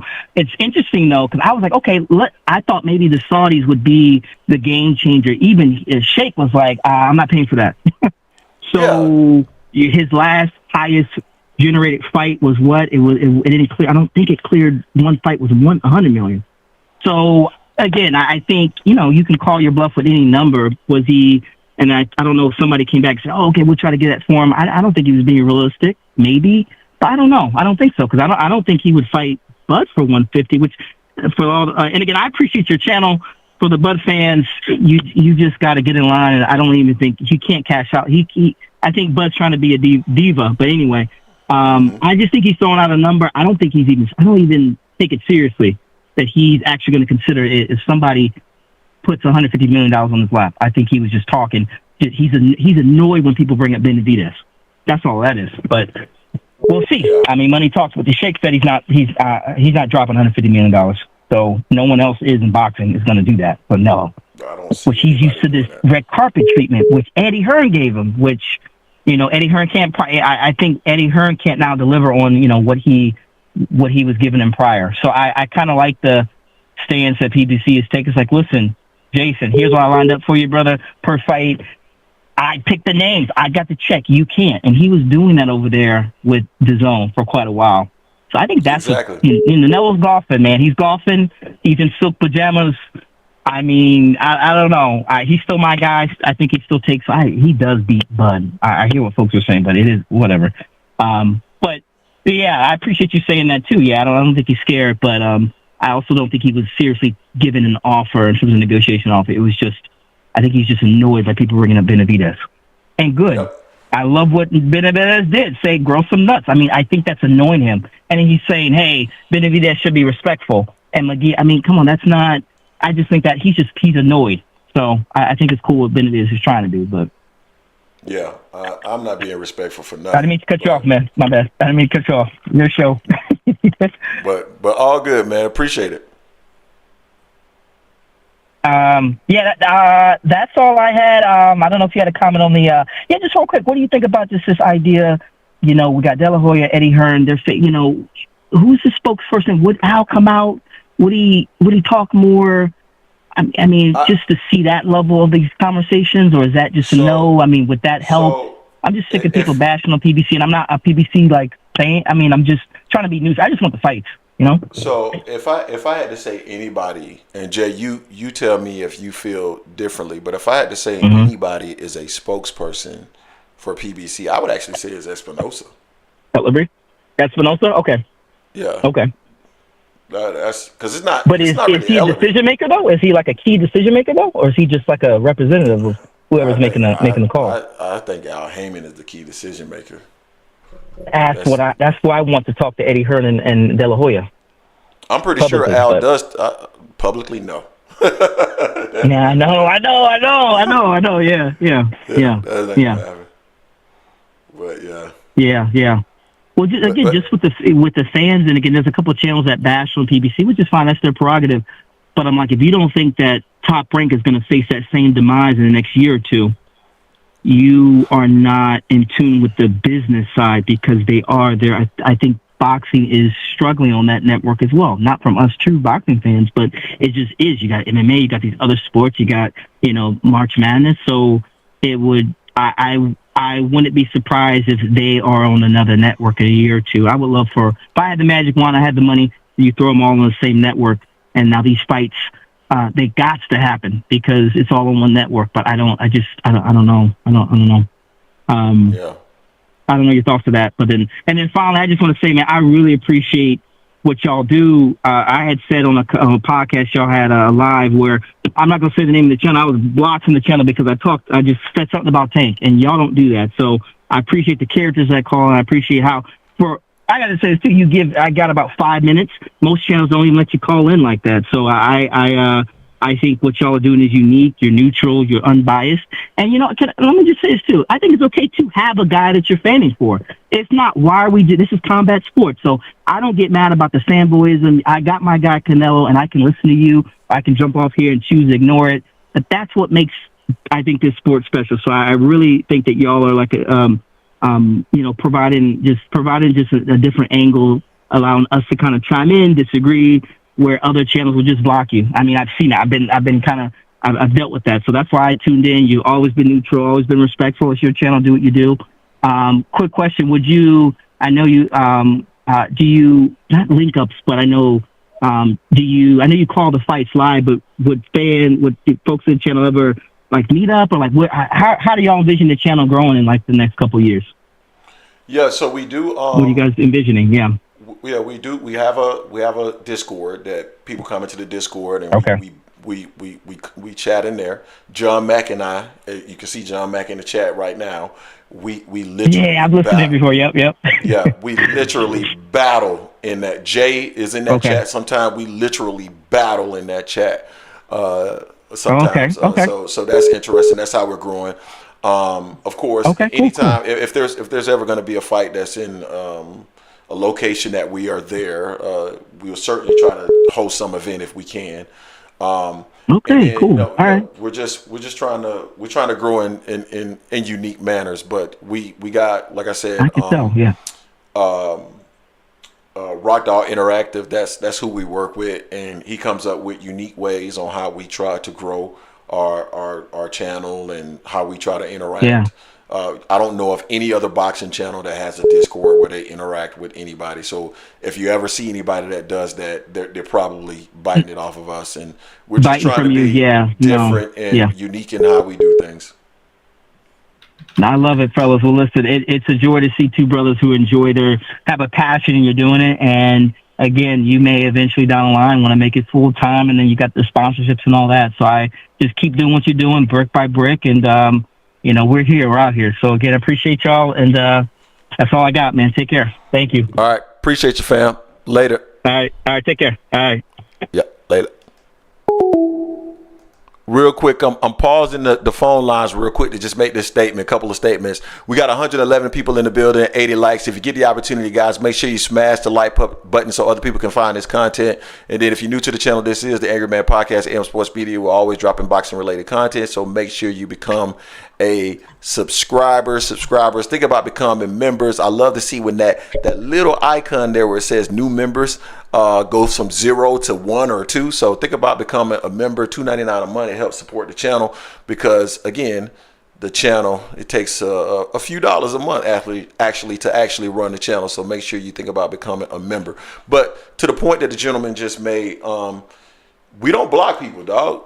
It's actually very fun to hear different perspectives, and we love hearing people like Band Up and Jerry and somebody's about to call. I know he's going to call back here in a second, but we enjoy the banter, and he's right. It's okay to have your guy. And if you are so enamored by a fighter that you can't hear a different perspective, then that's an issue. And the sport is to be enjoyed, and come in and talk about your guy and why your guy is that guy and why our guy isn't that guy, and vice versa, and try to trap each other into why our guy is that guy and your guy isn't that guy. That's the fun of the sport, dog. And I know I say a lot of stuff about my level of intelligence and my what do they call me, Jay? My villain arc today and all that stuff. And it's true. I am highly intelligent. That's just absolutely true. Jason knows it, and he understands it, and I'm smarter than most people, and that's just facts. And I'm going to continue to say that. Greg. I'm an ad. Yeah, that's true too. But anyway, I'm opening the phone line back up. But no, I say all that stuff. But in reality, no, I do enjoy the interaction. It is so fun to interact with you guys. And I told Jason back in 2019 that we should have started this channel, and he was such a sorry piece of what that he didn't start it when we should have started it, and you guys could have had the opportunity to interact with us 2 years earlier. But I digress. Eat shit. I've heard you say worse. Phone lines are back open. That's true. Phone lines are back open. I'm ready for that phone call. I saw you calling in, T. So why don't you call back in? But man, there was a topic that we had on deck, Jay, that I don't think we talked about. Oh hell! It is my lender for life. Let him cook. let him cook. Happy Sunday, my friends. What's up, Jerry? How are you today? I'm good, man. Happy Sunday, Jerry. Well, as you know, it's Jerry Soriano, your lender for life, and I'm going to open up my dialogue by offering Greg an olive branch. Because I understand what you were saying yesterday, and I prefaced what I said by saying Stephen Espinosa, which I'm not fond of. Stephen Espinosa is an attorney by trade and a politician when you ask him questions. So he gives you, it doesn't matter what the question is. Is it sunny outside? Well, it's a good question. I mean, depending on which side of the street you're on, I mean, he'll never give you a straight answer. So he did have a bunch of word salad that you had to dive through. And being a smart guy you are, you did catch some of the nuances of his answer. But here is why his answer is driving you crazy. Because some people are basically understanding it a different way. Because what you're arguing, Greg, is the spirit of the contract. So in order for you to argue your point and me to argue my point, what is the spirit and what is the rematch clause? Because let's get a few facts out of the way. We're talking about undisputed at 147. So the rematch was at 147 unless one of the fighters gave written statement that they could not make 147, and then it would go up to 154. Are we in agreement with that? No. Okay, so then that's probably why none of this makes any sense. So what is the rematch clause as you understand it? That the winner chooses the weight class, period. And that is what was stated in the KO Sports interview from Stephen Espinosa. Who won the fight? Let Terence me make Crawford. sure. I just got to make sure we got the simple facts out of the way. Who won Terence the Crawford. fight? Terence July Crawford. 29th, 2023. Terence Crawford. Okay. So when you say that he didn't want to fight at 154, you really mean he was trying to leverage, because let's be honest, guys. Let's be honest. And I know some of us here in the chat, they listen to me and they go, oh, that guy's a PBC hater. He's a Spence hater. He's a Tank hater. I'm going to get to the root of my evil. But let's be honest. After Spence almost lost his life because he was out having a good time, he came back and said, I wasn't living my life right. I was blowing up between fights. My weight was too high. So the question is, can Spence no longer make 147 because he's grown out of the division? Or Spence can no longer make 147 because he is still not living his life right. He is still not living the life of a boxer. Nobody knows. So if I'm in Crawford's position, where the first fight wasn't even close, people go, oh, of course Spence wasn't himself. You see, Crawford has never looked that good ever. Well, Crawford's never fought somebody that just came in, stepper. You know what I'm going to do. I'm coming in stepping. I'm coming in stepping. He had no game plan, coming in straight at the target. Of course. Of course. And we can go back to calls when I told you Crawford was going to stop Spence. I told you Crawford was going to stop Spence. As a matter of fact, July 28, 2023, we spoke, and I said, any questions here? I said, are we going to get the best Spence available? And you guys said, yeah. No, I said no. It's all recorded. It's all recorded. So the question is, if I'm in Crawford's position as a free agent, and I go, I can still fight at 147 because you know what? I live a boxer's life. I'm actually committed to the sport. if you want to go up to 155, pay me more. That's just smart business. I Crawford guarantee almost you missed weight. Mayweather would do the same thing. I guarantee you Canelo would do the same thing. But all of a sudden, when Bud steps in as a businessman, he's just being difficult.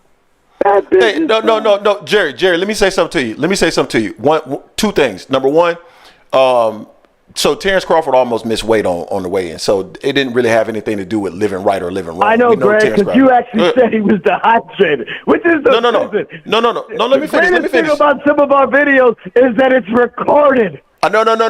Let me finish. Let me finish my point. It don't have anything to do with living right or living wrong. Terence Crawford, number one, he almost missed weight himself, right? That's number one. And I forgot my second point because you cut me off. But sorry about that. Let's go. What was my second point I was about to make? I forgot it now. But go. It'll come back to me. I'm sure it's about the weight limit. 147, 154 negotiating. No, I don't think it was that. But go ahead. So the issue at hand is what you believe the rematch clause was, right? So here's some curiosities, because I was like really thinking about this last night, Greg. Mm-hmm. And unlike you glossing over stuff, I want you to really answer. Okay. How is it that the contract, one of the details was rematch, number one, need to agree with it within 30 days, correct? Yeah. And then it was supposed to happen by December 2023. Because, you know, Espinosa knew Showtime was going out of business. But that's neither here nor there. So he enacted his rematch before 30 days. Or was it 45 days? Oh, it was 30 business days. Whatever. But December 2023 came and went. The PBC operatives will say, oh, it's bad business, Bud at it again. Oh, he's just driving him nuts.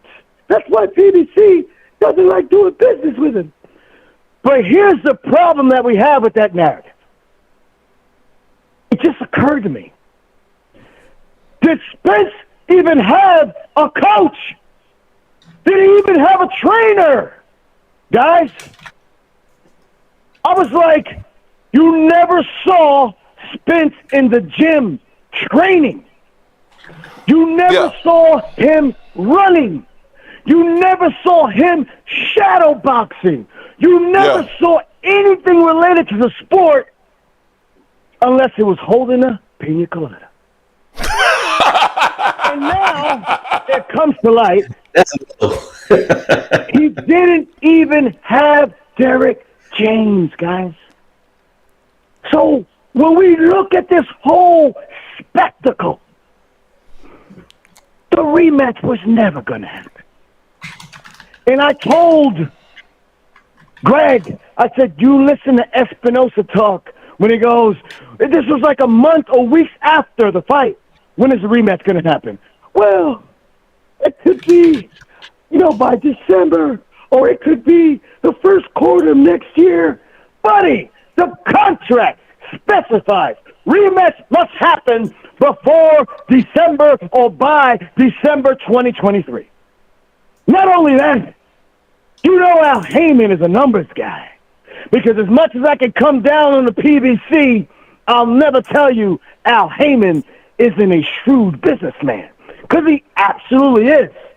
He knew that rematch was not going to happen right now because it didn't make business sense. So he sent his minions out there on YouTube. We have excuses.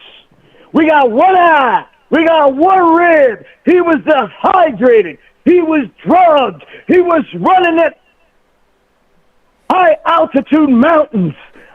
And we had it all set up. The one thing YouTube wasn't ready for. And the PBC operatives, I'm so disappointed that y'all didn't see this eye operation coming. Here's the problem I have with Spence. He comes out and has an operation in January, and then he uses it as an excuse that he couldn't see during the fight. Greg, please answer this question. Why wouldn't that be the first thing you do after the first fight if you really wanted to have a rematch by the contract date, which stated December of 2023? Wouldn't that be the first thing you do after the fight? Do you want me to answer? I'm asking a question this time, not rhetorical. You want me to answer that question? I don't think you have an answer, Greg, but I'll give you a shot. Yeah. I think there was a legitimate. So Errol, the intention was to actually have the fight, the rematch, in 2023. I think they waited until January because they waited to the point where they knew the rematch was actually not going to happen because Terence Crawford had been dragging the negotiations on to the point where they knew that they weren't going to have the fight in December 2023. Greg, and Errol just said to himself, "I'm just going to move on." Well, I just answered it. I just answered it. That doesn't quite answer my question because if he legitimately couldn't see those damn jabs coming, why do you think I got hit with so many jabs? No, that was a joke. Brother, that was a joke. I never thought that he was serious with that. No, he said that. And I know he said it. So what I'm saying, I'm talking to you just as a boxing fan. I'm going to pretend I don't even know these two boxers. Someone is just explaining this scenario to me. I'm going, okay, you couldn't see those damn jabs coming. Why not get the surgery immediately after the fight? I never took that comment seriously. And for the PBC operative saying, why would you be in training if bad business bud was never going to happen? He was never going to be in the rematch. Okay, so does that mean that you're never going to fight again? Why wouldn't you be in the gym preparing for your next fight? Why wouldn't you be in the gym because you are a professional athlete? Jerry, hold on. Jerry, can I ask something? Jerry, hold on 1 second. Jerry, there is video of Errol Spence training after that fight. There's actually video clips of him actually training, going to a gym actually training. That training clip was not even date stamped. We don't know when that was. Was it last year? Whatever. Okay? But, I mean, that is not serious training. If you're going to say there's a video of him jumping a rope, you see how badly we're reaching? But then I can give you countless videos of your boy Crawford in the gym. He's in the gym right now without a goddamn fight. What? Yeah, that's what you call a professional prize fighter. But that's the guy we want to castigate. That's the guy that want to keep holding back. But I got a surprise for you and Jason. Because if you think Canelo was on a European tour, wait till you see what's coming up in the next few weeks. Well, for the WBA championship. The IBF was just won last night by Marda Zaliab, who beat Kuchek last night for the IBF championship. Wait till you see what Bud's got set up for you guys. When the end of the year, he has 3 straps at 154, 3 straps at 147, 6 goddamn straps. Now we're going to see if the PBC wants to give him a call. Oh, brother, we were just kidding. Listen, how about you fight one of those goddamn, 47? We got boots, 154. Let's say we get that Spence rematch another wing. We're sorry, man. 6 goddamn straps in 2 divisions. If you hate Bud now, wait till you see what we got in store. But Greg, let me tell you what else. Because you saw a paycheck of Mayweather Promotions, paying Mayweather, does not prove a point at all. Because if you're a smart businessman, which Mayweather is, and if he isn't smart, he's got smart people behind you. You're going to have your company pay you as an employee for tax purposes. That does not mean anything at all. But I will tell you this. Let's say Mayweather Promotions did put some money up. What they would have put up was money for the undercard, not money for the main event. So then with Golden Boy or whoever else paid the purse, they paid it to Mayweather Promotions, and then Mayweather Promotions paid Mayweather. So that's how that works, buddy. It ain't proving anything because Mayweather is too damn smart with his money. Because if Mayweather had that kind of money and was willing to take a risk, he would be putting up the goddamn Boots purse. Wouldn't you think? Because it's so curious to me, Greg. It is so curious to me that everybody wants to see this Boots fight. And they all look at Bud. Bud ain't got no money to pay himself and pay Boots. But Espinosa may. Mayweather may. Al Heyman may. So why aren't we making that Boots fight? Why aren't they calling Crawford like BLK Prime called Espinosa? Why ain't we doing that? If you really want the goddamn smoke, if you really about that life, why aren't they calling Bud Crawford? Why are we looking at Bud Crawford saying, you're the champion, you should be chasing Boots? My guys, it's okay not to like somebody. It's okay to say, he beat up my favorite fighter. It's even okay to say, you're ugly. We don't like your kind around here. But goddamn, at some point, we got to look at Crawford and go, you are what boxing should be about. You are a throwback. You live in the gym. You're a family man. You ain't out getting arrested. You ain't out being accused of allegedly beating up women. You are the pinnacle of the sport. All the young stars want to be like you. Ain't nobody trying to be like Tank. Ain't nobody trying to be like Spence. But they're trying to be like Crawford. This is Jerry Soriano, your lender for life. Let him cook! That's my lender for life, Jerry Soriano. So I'm gonna pause the call for a minute. I always try to let Jerry cook because he needs to get on a roll. I want to address a couple things that Jerry said. Number one, Terence Crawford doing business the way that he was doing business in terms of trying to leverage 147 pounds. That was the thought that I had forgotten. I don't care if he tries to use 147 pounds to leverage to get an advantage over Errol Spence. I just hate when you start crying about it when somebody does something similar to you in that regards, right? That's really my issue with Terence Crawford and or his fans when Errol Spence all of a sudden has the opportunity to jump him for the Fundora fight, and Terence is on Twitter talking about, no, you got to wait in line. No, he doesn't. If there's an opportunity for him because of his relationship with the PBC and he leverages that to get the Fundora fight before Terence Crawford, it's just good business. I don't want to hear an excuse about Terence Crawford or anybody crying about PBC. You know how PBC is freezing Bud out. I don't want to hear that because Bud used what he had as leverage to get what he wanted, and now Errol's doing the same. So that's my issue. Don't have a double standard in regards to that. He said he talked about not seeing Errol, and then he used a timestamp because of whatever. We saw a couple of different videos, or at least a video, and a couple of pictures, if I remember correctly, of Errol going to a gym after the fight. But if you're Errol Spence and you lost in the manner that you lost in, Jay, tell me, are you going to have a bunch of people taking video of you back in the gym? I would not have people around me. I would go in isolation if I was going to train for a fight if I lost in that manner. So I would not expect there to be a bunch of video out there floating around of Errol Spence when you lost in that manner, considering that you did not look good. You looked off balance. So I didn't really understand that part.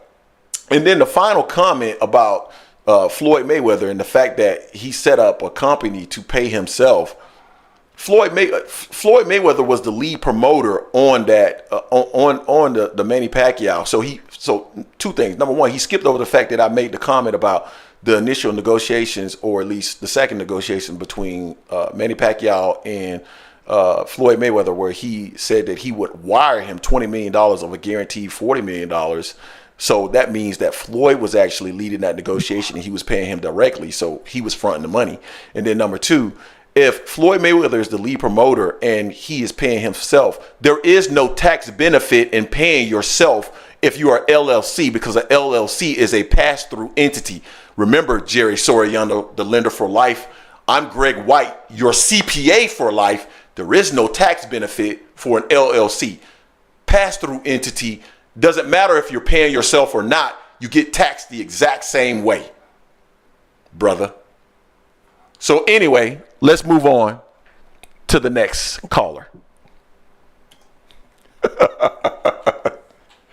Anyway, I saw 609 calling. I know who you are, 609. I'm waiting for you, fam. You're going to be our last caller for the night. I love Jerry. Jerry, you gave some solid points there, Jerry. I mean, you attempted to give some solid points there. ASVP TV, what's going on with you, fam? I gave you some shots out earlier, man. I'm going to give you another apology. I didn't see you earlier on. My apologies again, fam. But ASVP TV, you invoked my villain shit. I'm back on my villain shit now. So in one respect, I apologize. In another respect, you brought the old Greg back. So I thank you. Lord. 609, I'm waiting for you, fam. All that, and Jared didn't answer the damn question about the 1.5 million for this this Devin Haney and Garcia fight. Did you ask him the question? When? Oh. You didn't get a chance to answer the question? Couldn't get it in, man. That whole long ass cooking with no gas and everything, getting people sick from salmonella. Y'all gonna be like Keyshawn Davis. My tummy hurt eating that shit. He was trying to cook.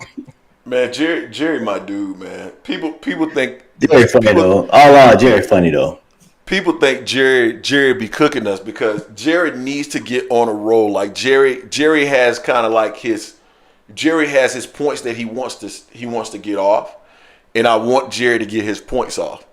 And if you interrupt him, it becomes hard to get his points off, right? So, I want Jerry to get his points off because Jerry actually has a contingent of people on the channel that likes what he has to say. You know what I mean? So, hey, Greg, they say you can't be the old Greg without your hat, man. Say that again. They say you need your hat to be the old Greg, to be the angry man, old Greg. You need the hat, man. Oh, Ray Davis said, "Not yet, Greg. You don't have your hat." Well, people say today, so a lot of people didn't know that I had a hairline. Like, people thought I was bald. So I stopped wearing the hat because I'm like, damn, man, what do you think I'm bald? I mean, ain't that old. I got hair. So that's why I stopped wearing the hat for a little bit. I guess I'll go back to wearing the hat, I guess. Hey, John, yeah, I saw Rigo was training with Benavidez, working on that footwork. Interesting addition to his camp. So we'll see how that looks in his next fight. Who you talking about, Jay? I missed that. John Mack said you see Rigondeaux working with Benavidez. So I saw his footwork. Hey, did you acknowledge John Mack? He gave us $5. I remember that. I don't think we acknowledged his post. Didn't get a chance to acknowledge anything. Had to wait for that long thing. that last take, so I was waiting. So going back a little bit, Band Up did one. You already said Ronnie Bit. So Band Up did one $2 salute. Great conversation as always, Jason and Greg. Tunnel Vision $2. PBC speaks with actions, not words. $5. John Mack. Real boxing fans don't give a F about Sewing Circle pay-per-view numbers, and $10 from Tunnel Vision. They gave written notice that they wanted the rematch and that they could only do the fight at 154, and Crawford leveraged himself out of the biggest realistic payday he had available. People don't even realize when I be stumping Jerry too. Like when he went into the written contract stuff, and I was like, nope. And then I went directly to what Stephen Espinosa had to say in the video, and he did not mention anything about written contracts or written notification or any of that stuff. So people just kind of, when you want to rock with who you rock with, it is what it is. But that's the entertaining part about the boxing, and it is entertaining to see how people will try to take information and argue their points. I like to see how people take information and try to argue their points. That's always entertaining to me, just to see how and the mental battles that people go through to try to. That's part of the Discord too, right? Seeing how the mental battles that people will kind of go through to leverage information to use to make their points. So that's always interesting.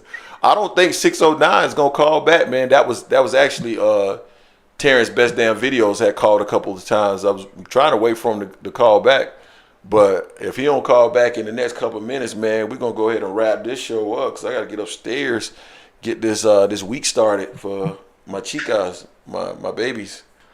But nah, man, it's been a great show. I've been appreciative of everybody that called in today, and the participation that we had in the chat. Man, I was hoping to get a special guest on this week, but unfortunately, we're not gonna be able to get him on this week. Maybe sometime in the future, because I was really thinking about picking his brain on some stuff, but don't look like we're gonna be able to get him on. But yeah, man, what do we got? Definitely, we're going to have some content coming up this week. If you haven't had the opportunity, make sure you smash the like button before we end this particular live stream. Jason and I will be back this week, of course, with content. We'll have content up for AM Sports Cover 4 as well, so we'll be on the lookout for that.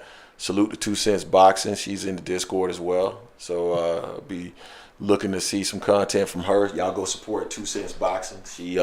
She be dropping that heat as well. What else we got, Jay? Anything else we need to share before we wrap this one up? That I can think of. I was just we already acknowledged everyone that gave, so we appreciate everyone that gave to the channel.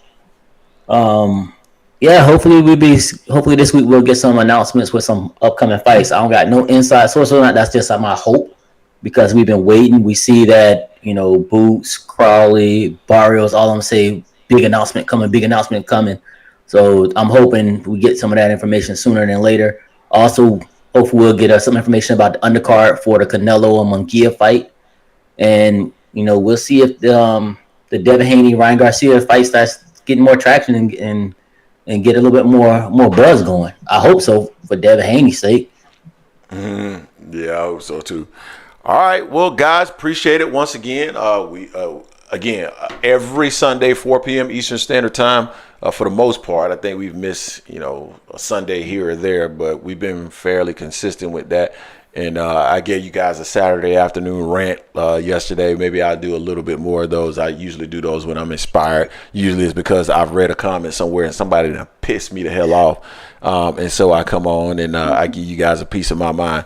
But anyway, definitely more content coming this week. And until next time, peace. Peace. Smoke Saturdays with Greg. Yeah, maybe that's what I should call it. Peace.